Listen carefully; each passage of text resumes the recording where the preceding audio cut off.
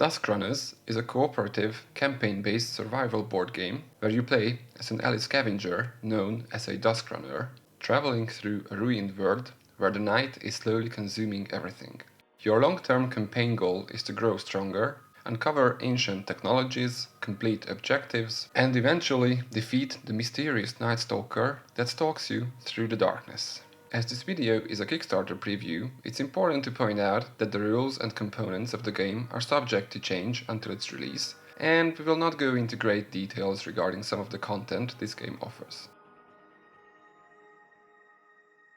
Each game session represents an expedition through a dangerous zone. Players must explore locations, gather resources, fight enemies, and finally escape, ideally with as little damage as possible. The game is structured around player turns, and each turn has two main parts: the action phase followed by the threat phase. During the action phase, the active player may perform any number of actions as long as they can pay the costs. One of the most important actions is movement. Each Dusk Runner may move once per turn for free to a neighboring location. Additional movement, called sprinting, requires spending a main action. Movement is crucial because it reveals the map. When you enter a new location, adjacent locations are flipped face up, and you also reveal the secret card under your current space. But what are these locations actually? They are more than just empty spaces. Locations often contain special abilities. Some have, when revealed, effects that trigger immediately. Others provide action abilities you can use while standing there. Some locations also contain objectives, which are mini-quests that grant permanent rewards when completed, and there are also event locations that are activated after a specific condition is fulfilled. After the action phase ends, the game proceeds to the threat phase. The active player draws a token from the threat bag. There are two main token types: enemy tokens, which fill slots on the enemy board, event tokens, which may trigger special effects.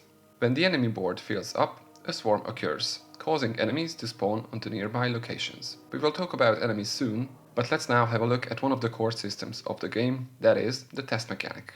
This system is especially important for the salvage action that represents scavenging, crafting, or interacting with the environment to claim secret cards. To perform a test, first determine the required attribute: strength, dexterity or mind, and the difficulty. Then decide how many cards to draw from your deck. Count the attribute icons on the cards you have drawn. If the total meets or exceeds the difficulty, the test succeeds. As an example, if the test is successful, you may seize the secret card at your location and usually play it into your play area, gaining new abilities. Many cards also have special mechanics, such as focus, which lets you convert attributes, exhaust, which temporarily uses up a card's ability, and let's not forget the assist option, which allows teammates at the same location to help with tests by spending a card from their deck. Based on all of this information, your guesses are true. Cards are actually at the heart of the game's resource system. They serve two simultaneous roles: as a resource pool when drawn for tests, and as persistent abilities once played to your board. So far so good. Scavenging can be fun and all until the creatures of the darkness pop up. Now it's time for combat. Players can gain powerful weapons and can perform strikes. To attack, choose a target in range. Melee weapons can be used against enemies on your location, whereas range weapons can target enemies also on neighboring spots. Perform a test against the enemy's defense. The attributes are defined by the card you use for the attack. If the test succeeds, deal damage. When an enemy's damage equals its health, it is destroyed and Dusk Runners rejoice. But beware, the enemies are not passive. When activated, they choose the closest prey. Then they move toward it if needed. And if they can, they attack using dice. The dice show claw symbols for hits, which players can try to cancel using defense or block abilities. Any uncancelled hits deal damage to the runner. This is represented by moving cards from your discard pile into your damage area. Too much accumulated damage increases the chance of receiving injury cards after the mission, which permanently weakens your character, but luckily some cards have a healing ability. Uh-oh, my deck is now empty. What am I supposed to do now? I'm glad you asked. Another critical system of the game is resting.